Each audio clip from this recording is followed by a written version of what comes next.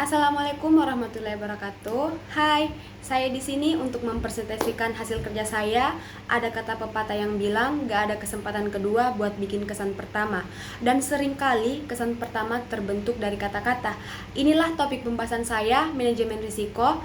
Hai, perkenalkan nama saya Hasma dengan NIM 45221 Baik, langsung saja adapun pokok pembahasan yang akan saya bahas, yaitu pengertian manajemen risiko, filosofi manajemen risiko, manfaat manajemen risiko, tujuan manajemen risiko, jenis-jenis manajemen risiko, dan dasar hukum manajemen risiko. Langsung saja pembahasan pertama, pengertian manajemen risiko. Manajemen risiko adalah mengukur, memantau, dan mengendalikan jalannya kegiatan usaha bank dengan tingkat risiko yang wajar secara terarah, terintegrasi, dan berkesinambungan. Suatu bidang ilmu yang membahas tentang bagaimana suatu organisasi menerapkan ukuran dalam memetakan berbagai permasalahan yang ada dengan menetapkan berbagai pendekatan manajemen secara komprehensif dan sistematis. Selanjutnya, pokok pembahasan kedua, filosofi manajemen risiko. Sejak berdirinya Bank Muamalat di Indonesia pada tahun 1992 sebagai salah satu lembaga intermediator yang menghimpun dana tersebut ke unit defisit, Bank Islam diharapkan dapat mengoptimalkan laba serta meningkatkan nilai pada stakeholdernya, kredibilitas dan kinerja pimpinan, karyawan, sistem, produk dan layanan jaringan, dan teknologi perbankan Islam diharapkan sempurna dan menyempurnakan sistem perbankan yang ada. Pokok pembahasan ketiga yaitu manfaat manajemen risiko. Manfaat yang akan didapatkan apabila melaksanakan risk management dengan baik antara lain: yang pertama, menjamin pencapaian tujuan. Manajemen dalam sebuah perusahaan menggunakan segala cara yang baik untuk mencapai tujuan perusahaannya. Dalam usaha untuk mencapai tujuan tersebut, banyak hal yang bisa terjadi. Ada hal-hal yang bisa diantisipasi sebelumnya, dan ada kemungkinan masa depan yang penuh ketidakpastian.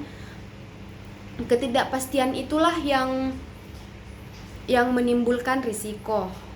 Yang kedua, memperkecil kemungkinan bangkrut. Semua perusahaan memiliki kemungkinan bangkrut atau gulung tikar.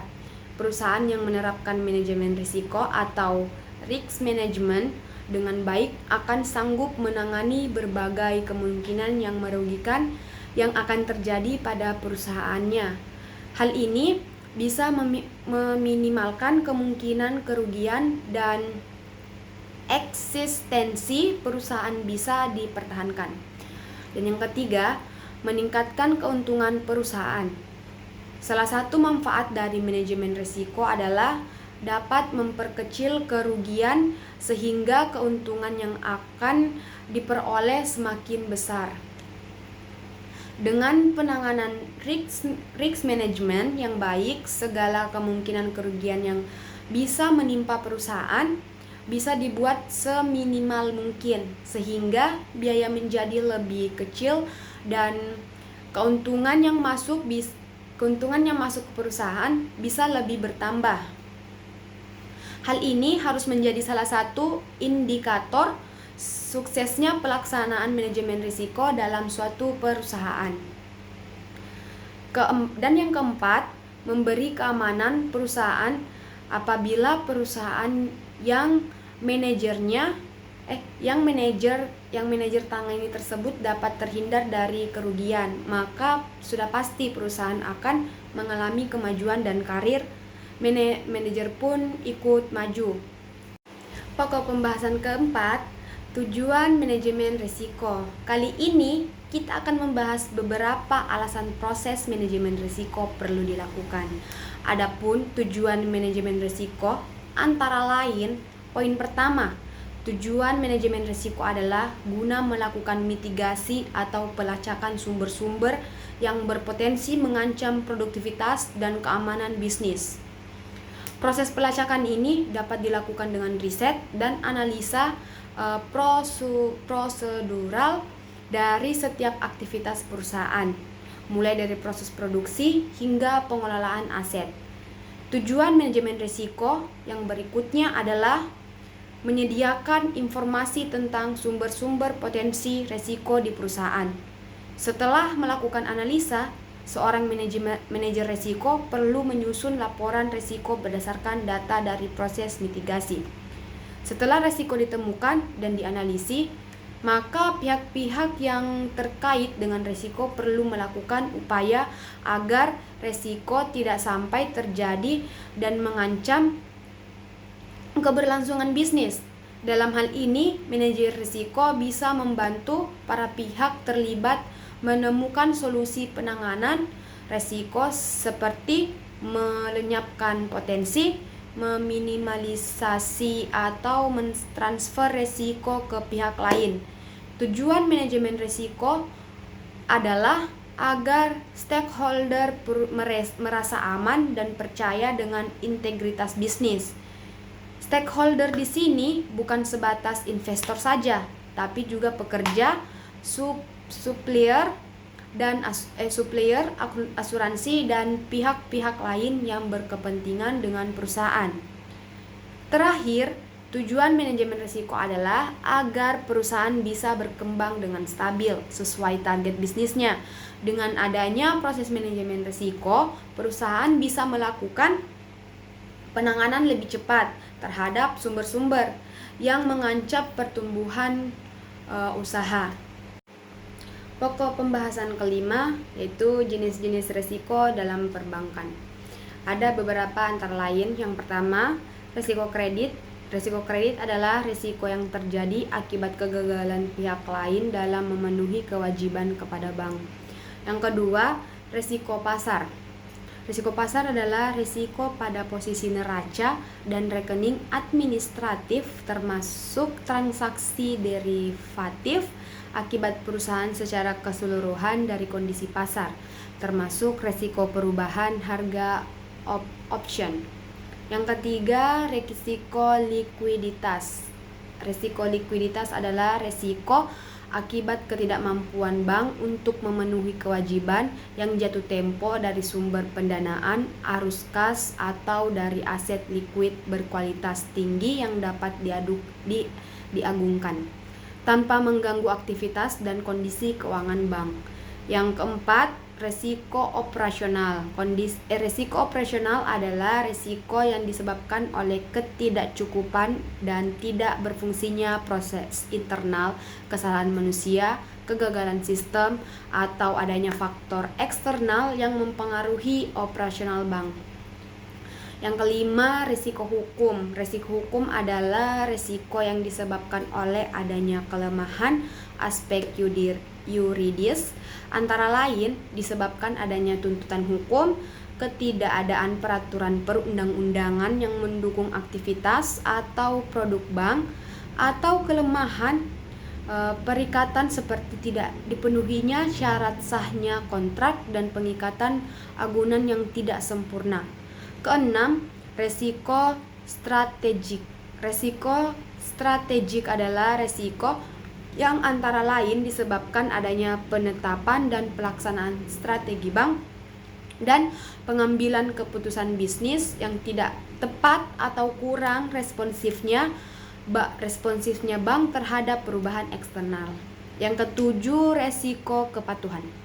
Risiko kepatuhan adalah risiko yang terjadi akibat bank tidak mematuhi atau tidak melaksanakan peraturan perundang-undangan yang berlaku. Yang terakhir, kedelapan, risiko reputasi. Risiko reputasi adalah risiko dapat menurunnya tingkat kepercayaan pemangku kepentingan atau stakeholder yang antara lain disebabkan oleh adanya publikasi negatif yang terkait dengan kegiatan usaha bank atau persepsi negatif terhadap bank. Baik, kita masuk pada pokok pembahasan yang terakhir yaitu dasar hukum manajemen risiko. Secara umum, manajemen risiko merupakan kewajiban yang ada pada setiap perusahaan. Memanage suatu usaha agar terhindar dari risiko adalah hal yang wajib. Di antaranya, yang pertama, risiko menurut pandangan Islam. Islam memberi ajaran untuk mengatur posisi resiko yang sebaik-baiknya agar tidak menyebabkan kerugian bagi masing-masing pihak yang melakukan akad atau transaksi. Seperti pada firman Allah dalam surah Al-Hajj ayat 18 mengatakan, "Hai orang-orang yang beriman, bertakwalah kepada Allah dan hendaklah setiap diri memperhatikan apa yang telah diperbuatnya untuk hari esok, dan bertakwalah kepada Allah, sesungguhnya Allah Maha mengetahui apa yang kamu kerjakan." Hal ini berarti setiap manusia memperhatikan yang telah diperbuat dengan melakukan pengawasan untuk hari esok. Kegiatan ini mencakup perencanaan, pengorganisasian, mengarahkan, dan melaksanakan.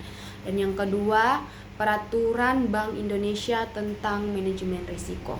Yang dimaksud Peraturan Bank Indonesia atau PBI terkait manajemen resiko adalah PBI nomor 13/23/PBI/2011 tentang penerapan manajemen risiko bagi bank umum syariah dan unit usaha syariah. Kegiatan usaha bank senantiasa dihadapkan pada risiko-risiko yang berkaitan erat dengan fungsinya sebagai lembaga intermediasi keuangan, perkembangan lingkungan eksternal dan internal perbankan syariah yang semakin pesat, mengakibatkan resiko kegiatan usaha perbankan syariah semakin kompleks. Bank dituntut untuk mampu beradaptasi dengan lingkungan melalui penerapan manajemen resiko yang sesuai dengan prinsip syariah. Prinsip-prinsip manajemen risiko yang diterapkan pada perbankan syariah di Indonesia diarahkan sejalan dengan aturan baku yang dikeluarkan oleh Islamic. Ketiga, proses manajemen risiko perbankan Islam. Dari pengertian manajemen risiko yang telah dikemukakan sebelumnya, bahwasanya dalam proses manajemen risiko terdapat prosedur atau proses yang dijalankan oleh pihak bank. Setidaknya terdapat 4 langkah umum yang terdapat dalam proses manajemen risiko, sebagaimana yang telah tercantum dalam Peraturan Bank Indonesia maupun modul sertifikat manajemen risiko yang disusun oleh Ikatan Bank Barkir Indonesia. Tahap pertama, identifikasi risiko. Pada tahap ini, analisis berusaha mengidentifikasi apa saja risiko yang dihadapi perusahaan. Perusahaan tidak selalu menghadapi risiko tersebut. Namun demikian, ada risiko yang dominan, ada risiko yang minor. Pengidentifikasian risiko ini merupakan proses penganalisisan untuk menemukan cara sistematis dan secara berkesinambungan risiko atau kerugian yang berpotensial untuk menantang perusahaan. Tahap kedua, pengukuran risiko. Pada dasarnya, pengukuran risiko mengacu pada 2 faktor. Pertama, kuantitasi risiko dan kualitas risiko. Kuantitas risiko terkait dengan beberapa banyak nilai atau eksposur yang rentan terhadap risiko. Kualitas risiko terkait dengan kemungkinan suatu risiko muncul. Semakin tinggi kemungkinan risiko terjadi, semakin tinggi pula risikonya. Yang ketiga, pemantauan risiko. Dalam rangka melaksanakan pemantauan risiko, bank wajib sekurang-kurangnya melakukan: pertama, evaluasi terhadap eksposur risiko, dan yang kedua, penyempurnaan proses pelaporan apabila terdapat perubahan kegiatan usaha bank, produk, transaksi, faktor risiko, teknologi informasi, dan sistem informasi manajemen risiko yang bersifat material. Dan tahap keempat, monitoring dan pengendalian. Tahap monitoring dan pengendalian menjadi penting karena yang pertama adalah manajemen perlu memastikan bahwa Pelaksanaan pengelolaan risiko berjalan sesuai dengan rencana. Ini berarti monitor dan pengendalian prosedur itu sendiri. Adapun proses manajemen risiko bisa kita lihat pada gambar. Ada model manajemen risiko, terus penetapan risk appetite, penilaian risiko, proses mitigasi risiko, dan proses review. Selanjutnya, contoh kasus. Contoh kasus yang saya ambil yaitu Bank Danamon digugat oleh PT Eka Kertas Nusantara (EKN) karena EKN menilai bahwa Danamon lalai dalam memberikan informasi yang akurat tentang produk derivative yang mereka tawarkan kepada nasabah. Akibatnya, EKN merasa dirugikan dan menuntut Danamon agar mau melunasi kerugian itu. Baik, kesimpulan, manajemen risiko dapat membantu mengidentifikasi dan mengelola potensial risiko yang mungkin mengancam suksesnya bisnis dan memastikan tindakan yang diambil untuk mengurangi dampak negatif dari risiko tersebut. Menerapkan manajemen risiko tentunya memerlukan kerjasama dan keterlibatan dari semua pemangku kepentingan, termasuk pelanggan, pemasok, pemegang saham, dan karyawan. Sekian dari presentasi saya. Adapun kata-kata bijak, segala sesuatu yang dapat dihitung tidak selalu berarti. Segala sesuatu yang dihitung tidak dapat selalu dihitung. Albert Einstein.